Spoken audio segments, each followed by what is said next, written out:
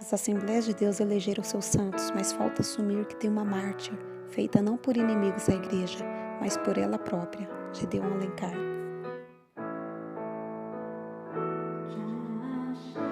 Ela nasceu no dia 9 de junho de 1891 na Suécia. De família cristã luterana, teve vários irmãos e sua mãe faleceu quando ela ainda era jovem. Estudou no Instituto Bíblico Sueco por 8 meses e fez um curso de 2 anos de enfermagem. Trabalhou como chefe de seção de enfermagem no hospital na Suécia. Desejou seguir o campo missionário no exterior a serviço de uma agência missionária.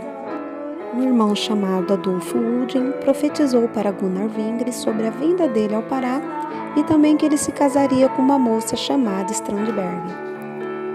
Neste ano, Frida conheceu Gunnar numa viagem que ele fez à Suécia e neste mesmo ano iniciaram um namoro.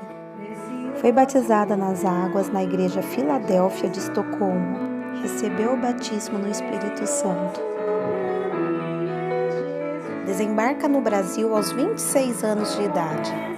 Se casa com Gunnar Wingren e o pastor Samuel Nistrom é quem celebra a cerimônia. A partir daí, se empenhou como esposa nos afazeres da casa e nos trabalhos da igreja. O casal era conhecido como um casal hospitaleiro.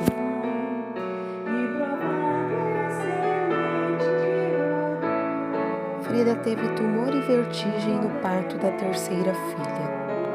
Gunnar ajudava frequentemente nas tarefas domésticas e era muito presente na criação dos filhos. Eles passam um período na Suécia enquanto Wingren se recupera de uma malária. A família retorna ao Brasil. Wingren, Frida e os filhos se mudam para o Rio de Janeiro. Frida profetizava e tinha visão. Era independente para sua época. Em 1917, viajava sozinha e tinha profissão definida.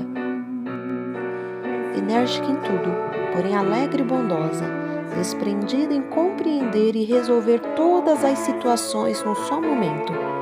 Personalidade forte, dizia o que pensava e eventualmente tinha discussões com Wingren. Vocacionada para o trabalho que desempenhava, uma das mais bem preparadas evangélicas que já pisaram em solo brasileiro. Em 100 anos foi a única comentarista mulher das lições bíblicas da EBD em 1923. Principal redatora do jornal Boa Semente em 1919, escrevia artigos, era jornalista, pregadora ativa nos trabalhos evangelísticos, responsável pela oração e visitação dos crentes, traduzia, adaptava e publicava hinos da harpa cristã, dirigia cultos ao ar livre, fazia leitura bíblica com a igreja na abertura dos cultos, pregava a mensagem na ausência de Wingren, ministrava estudos bíblicos, cantava e tocava órgão e violão, ativa na área da literatura e imprensa das Assembleias de Deus, escrevia artigos e reportagens que eram publicados na Suécia, responsável pelos cultos na prisão do Rio de Janeiro, dirigiu e ministrou a primeira escola bíblica junto com Wingren, interpretou as pregações de Levis Petrus na sua viagem ao Brasil. Sua atuação foi um marco divisório. Tinha o dom de ensinar e pregar como ninguém, e por essa causa sofreu muita perseguição. Em 28 de nove de 1929, Wingren recebeu uma carta dura com ameaças do missionário Samuel Nistrom, pastor das Assembleias de Deus no Pará. Possivelmente, o assunto teria sido a sua posição contrária ao ministério da mulher na igreja. Wingren amargou ver sua mulher, que nas atividades do jornal produzia mais do que ele, ser boicotada, inclusive por seu conterrâneo Samuel Nistrom, o mais ferrenho inimigo das mulheres no ministério.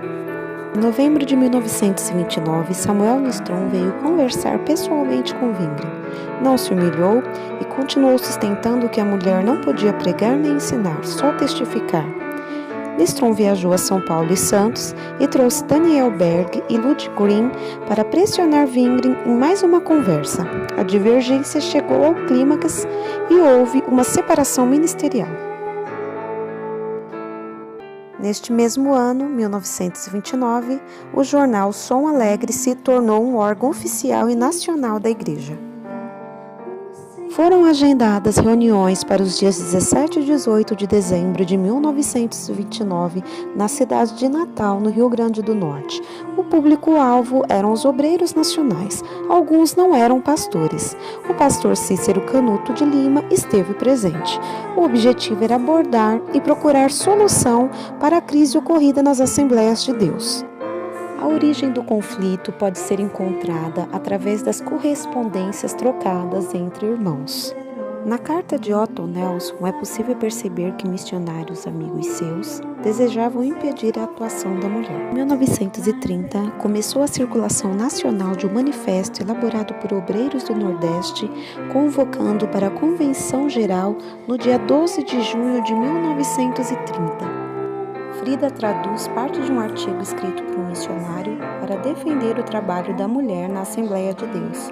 2/3 das pessoas convertidas no mundo são mulheres. Não existe mandamento contra o trabalho da mulher. Satanás tenta empatar estas mulheres de trabalharem para o Senhor, segundo Frida. Frida, Wingren e Petrus participam da CGADB, ocorrida nos dias 5 a 10 de setembro de 1930, onde foi discutido o trabalho no norte do Brasil e o trabalho da mulher nas Assembleias de Deus. Fizeram consultas aos membros das Assembleias de Deus do Pará sobre a inovação ocorrida na Igreja do Sul, no caso o Ministério Pastoral Feminino. Formalizaram então que não aceitariam as inovações das mulheres pastorearem e doutrinarem na Igreja. Levis Petrus ministrou um estudo bíblico a respeito do tema, onde as mulheres poderiam pregar, mas não dirigirem uma igreja. Pastores mais antigos disseram que a campanha dos nativos e suecos contra o ministério de Frida teria sido motivada por um suposto caso extraconjugal dela. Em 1932, uma carta foi enviada para Levis Petrus relatando que Frida mandava na igreja, atropelava os homens, não obedecia à convenção e incitava as mulheres contra os obreiros. Por que nesta carta não mencionaram a questão do adultério? Isso já seria suficiente para pôr fim à sua atuação no jornal O Mensageiro da Paz em seu ministério e casamento, segundo Gedeon Alencar, doutor em Assembleia de Deus.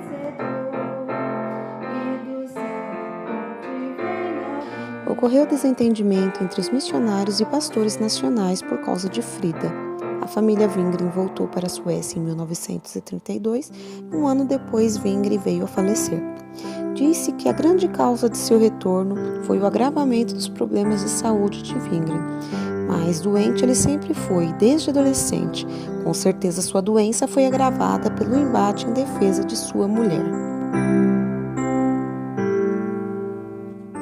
Frida viveu 15 anos no Brasil e seus últimos 8 anos na Suécia, viúva com 5 filhos. Teve os filhos tomados, foi hospitalizada compulsoriamente, abandonada, destituída de seus ministérios. Viu sua vida findando sem nenhuma perspectiva. Viveu uma guerra com a Igreja de Filadélfia e particularmente com Petrus.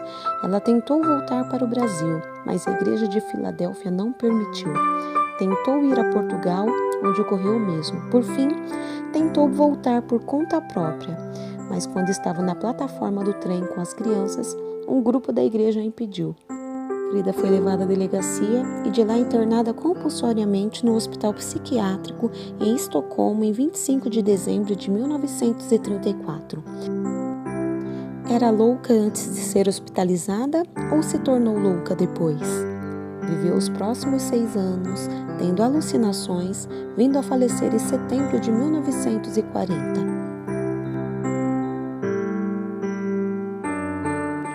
Ela foi tremendamente desconsiderada. Até o jornal O Mensageiro da Paz, pela qual ela trabalhou arduamente, não escreveu sequer uma linha sobre a sua morte. Ainda hoje, Frida não é reconhecida pela história oficial da igreja. Com 24 hinos da harpa cristã registrados por ela, foi sua articulação teórica que deu base para a participação das mulheres nas Assembleias de Deus. Mesmo quando uma mulher se destaca, ela não pode ser maior que seu marido. Ainda que na prática o seja, seu cargo precisa ser inferior ao dele. As mulheres continuam exercendo oficiosamente o ministério, mas na prática a igreja é mantida por elas, que são presença majoritária.